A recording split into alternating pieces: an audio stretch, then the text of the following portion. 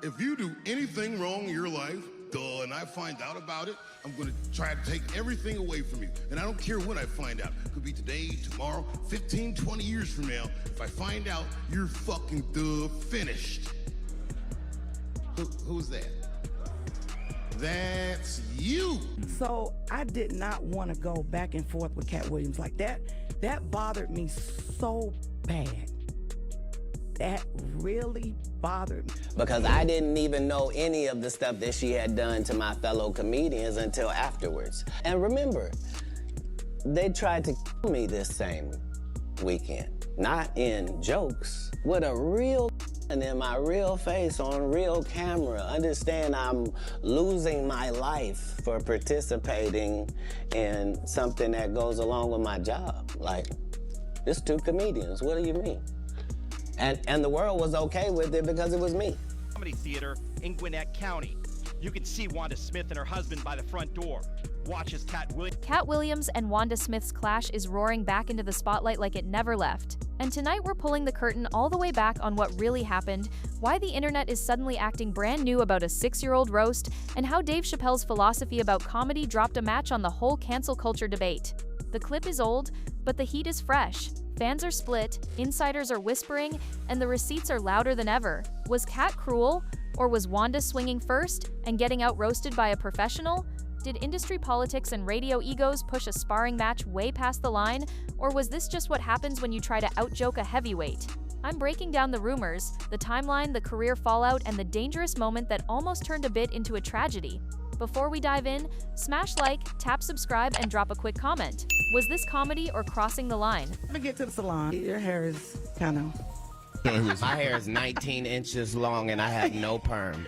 That's not a perm. No, it is not. Nice lady. That's natural. Come run one of your gnarled fingers. While you on air, so they can hear you live. Come on, stay over there. Don't worry, ain't nobody putting their hands through yours. That's right. They don't have to. Get on out of here. You okay? You okay? Only one of our hands moving while we talk. Headphones coming together. Them old ass clothes you got on. Yeah, they're old. Versace, yeah. It doesn't matter. I want to apologize to the people at Versace Collection. If you can't get your blood pressure down, you can't call me that. Whatever, little mama. I'm Lil Mama's baby daddy. No, you little mama.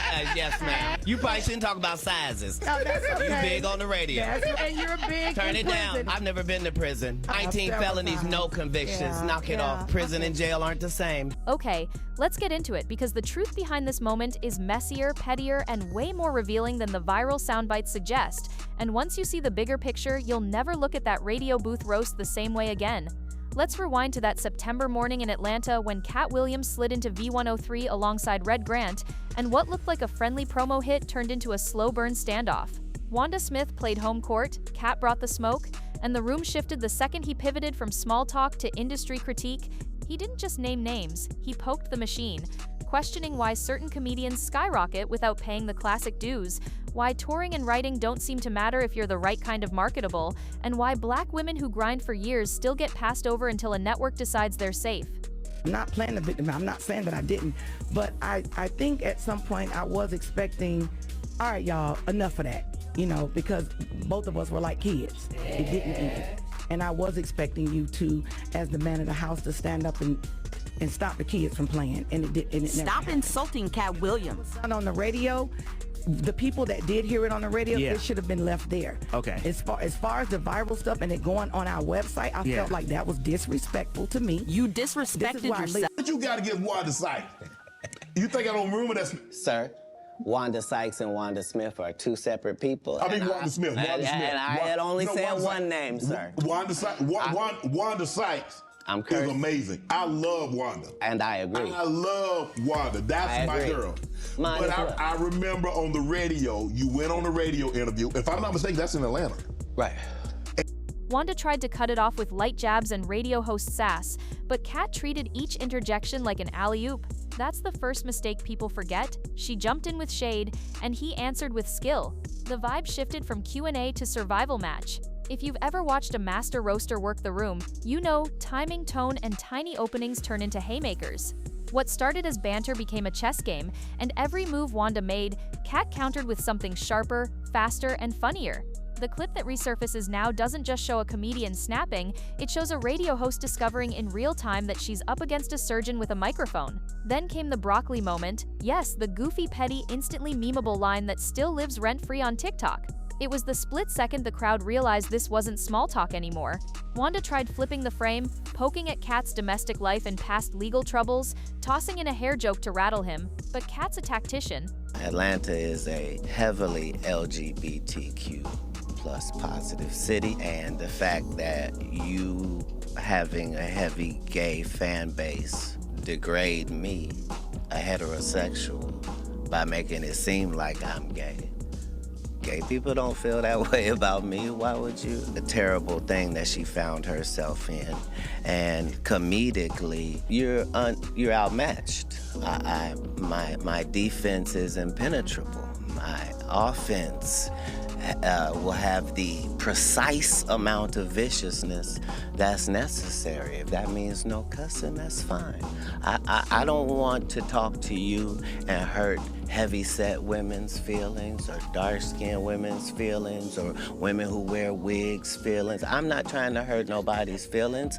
I'm bantering with you. If her jokes were darts, his were scalpels. He didn't go vulgar, he went precise, turning mundane questions about cooking into a surgical humiliation that sounded light but landed heavy. That's the uncomfortable part. Everyone laughed, including Wanda for a beat, but on replay you can hear the pressure building, radio ego, public face, city pride, decades in the booth, and the loss stings because it's happening live on her turf with her audience. Viewers now claim Katt ruined her career, but that skips all the context. She took the first swings, the crowd loved the heat, and the internet crowned a winner. It's easy to forget the rules when a roast stops being cute. Comedy is blood sport, when the mics are hot and reputations are on the line. And that morning, the funny first defense failed.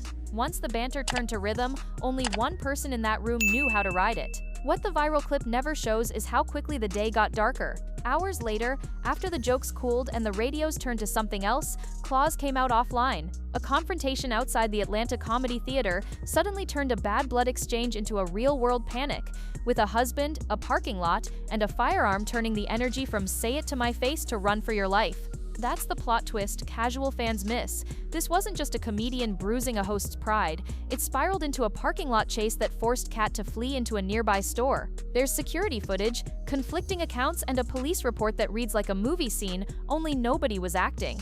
People arguing now about whether a roast went too far never grapple with the part where a weapon enters the picture. Jokes can be mean. Guns are final. If you believe Katt, that night was a setup, the kind you can only pull if you think a city's on your side and the internet will excuse anything done to the guy they love to hate. And if that's true, then the clip people are canceling him over might not be the thing that needs canceling at all. The career fallout narrative gets spun like cotton candy. Katt wrecked Wanda's career, people tweet, like the roast alone did it. But those who watched Atlanta radio politics know it's never that simple. There were whispers that Wanda's on-air language rubbed the wrong communities the wrong way, and that in a city where LGBTQ+ listeners are a core audience, certain throwaway digs played poorly on replay. The station announcements that came months later never gave a neat cause, because they never do. Radio is ratings, relationships, and optics, and when a scandal stains the brand, management cleans the glass without naming the fingerprints. Meanwhile, retrospectives erase the timeline to make the roast look like the match and the exit look like the smoke. But spend enough time in media corridors and you hear the same refrain: a messy incident doesn't end the job, the headwinds afterward do. If that morning had been a light spar instead of a viral blaze, maybe the optics soften, maybe a PD defends a veteran voice, maybe the next season resets the tone. Instead, the show became a symbol, the city picked sides, and a practical decision got packaged as moral justice. That's how myth replaces memory, fast, clean, and just convenient enough to be retweeted. Katt's later explanation poured gasoline on the fan theories. He claimed off-air boundaries were set, no kids, no legal drama, only for that promise to get tossed the second the mics were hot. If you're a comic, that reads like a switch-up. If you're a host, it looks like asking the obvious questions. But to Katt, it was betrayal 101. Invite me for a victory lap about an Emmy, then drag me into a mugshot montage and expect me not to swing back. His framing wasn't "I'm mean," it was "I'm defending." He underlined that he never called her out of her name, never went slur for slur, and stuck to the craft, timing, jokes, the clean knife. That's why comedians who watch the full clip mostly side with technique over tone. Offstage, he also connected dots about industry gatekeeping, how certain safe talent gets fast-tracked while veteran black women with killer sets still wait by the phone, how colorism and market comfort warp who gets crowned, how being palatable to the boardroom matters more than slaying a weekend of 5 shows. Whether you agree or not, that's the part of the interview that aged like a prophecy. The machine selects, the audience rationalizes, and the comic who tells you the rules out loud becomes the villain for a while. Now enter Dave Chappelle, not as Katt's lawyer, but as the philosopher king of Say It Anyway. Dave's stance has been consistent. Comedy is the last place you're allowed to experiment with the unsayable, test edges, bomb gloriously, and return smarter. He famously calls comedy a noble profession because it's the only job where you can use everything you know and what you think, and still build something that makes strangers breathe better for an hour. In that framework, the Wanda moment isn't proof that comics are cruel, it's proof that on certain days the art works too well. The room became a mirror, the roles reversed, authority shifted. When people dig up old clips to punish performers, Dave's warning pings, "Don't let them button your lip." That doesn't mean every joke ages well, or that hurt feelings don't count. It means context matters, a roast is a duel, and if you enter, you've agreed to be hit. Watching the full 360 radio banter, pride, a city's politics, a dangerous escalation later that night, turns a neat morality play into a messy human story. And that's where comedy lives, in the mess, not the PR statement. Then came the tragedy none of us wanted. Wanda Smith, a staple of Atlanta mornings and a voice that felt like a bus driver you actually liked talking to, passed away in 2024, right after her birthday. The city grieved, colleagues remembered the warmth, listeners posted the laughter they grew up with, and for the first time in a long time, the clip felt heavy. Not gotcha human. People waited for Katt to say something, anything to fold the old beef into a condolence. He didn't. Silence is a choice, and social media hates a choice it can't categorize. Some said his quiet was respect. Don't hijack a family's loss to center yourself, and others said it was cold. But here's the harder truth. Sometimes the most honest thing a person can do is nothing. There's a difference between a moment that exploded and a life that mattered. One roast didn't define Wanda, 1,000 mornings did. And maybe any comment from the guy in the viral clip would have shrunk that legacy back to a meme. The internet wants closure, real life rarely gives it. The Katt should apologize to everybody trendline peaked when he publicly expressed regret for jokes about Michael Jackson, reflecting on how punching at icons can feed narratives built by people who want to see black men devour each other.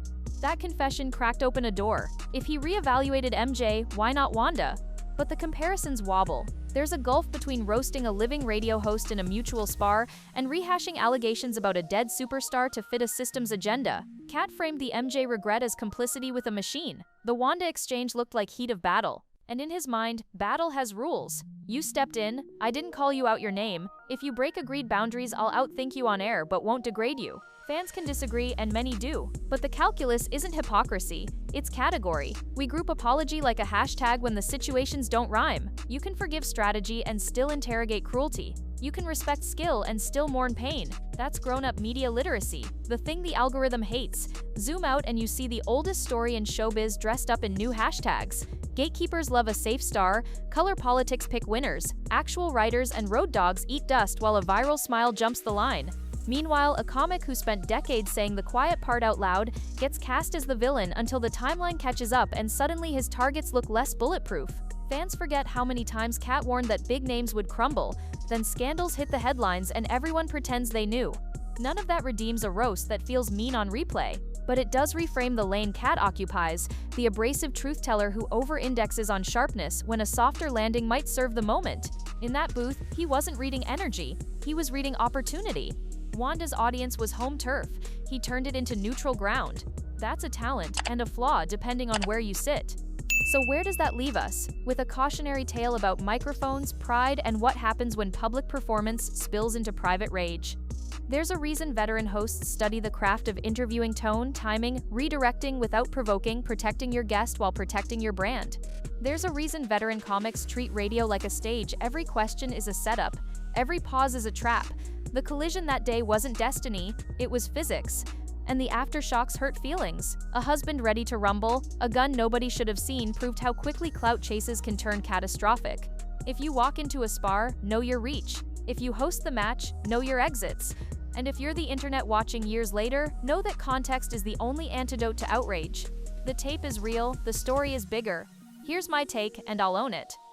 The roast was brutal art, not a career execution. The parking lot moment was the unforgivable line. The firing months later was optics, not karma. The silence after Wanda's passing was restraint, not cruelty. And Dave's say it anyway credo isn't a free pass, it's a reminder that comedy is where we test edges, so the rest of culture doesn't have to. You can love the skill and hate the sting. You can honor Wanda's legacy and still admit she walked into a storm. You can critique Katt's precision without pretending he started the fire. And you can let a city mourn without dragging an old tape back like a trophy.